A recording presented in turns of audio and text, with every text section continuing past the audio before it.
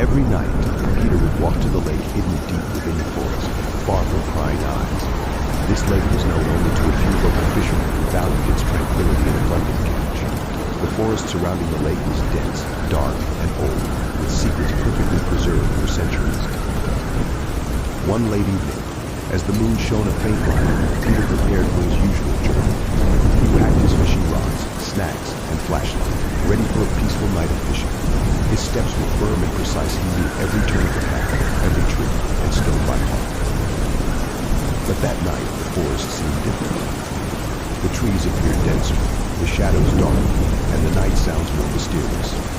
Peter felt out of place, as if something was quietly watching his every move. Yet he did not stop.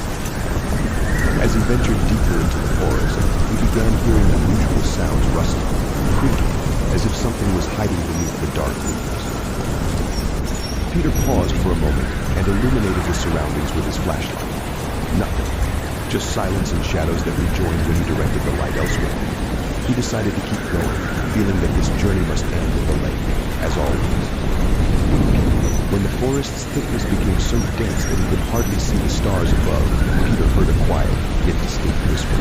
He froze. The whisper came from the depths, where light does not reach. Peter's heart began to beat faster. His mind started conjuring up all the scary stories he had heard about this forest, but he wasn't the type to easily succumb to fear. A few more steps, and Peter heard the whisper again, but this time it was louder. His flashlight suddenly went out, leaving him standing in complete darkness.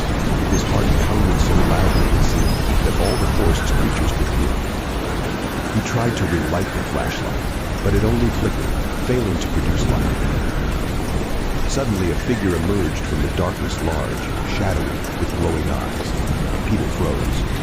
The creature was of an unusual size, as if a shadow had emerged from the forest's density. It slowly approached him, as if studying its prey. Peter felt fear paralyze his body, but instinct was stronger. He began to run back, as far away from this horror as possible. Running through the dark forest, Peter felt the creature following, drawing closer with each step. Every step seemed slow, heavy, like a nightmare where you cannot escape. Tree branches scratched his face and hands, but he didn't feel it. His entire consciousness was focused on one goal: escaping. His breathing became labored. His lungs felt like they were burning, but he couldn't stop. Eventually, he reached the edge of the forest, where the light was slightly bright. The creature no longer followed him so closely, as if fearing the light. Peter stopped, turned around, and saw only darkness, as if the creature had dissolved into the night shadows. He knew there would be no fishing tonight. His soul was shaken, and his heart pounded so hard he could barely breathe. As he walked home, Peter promised himself never to go into the forest alone at night again. He knew that the darkness hid more than just the night's shadows that lay nightmares waiting for unwary travelers.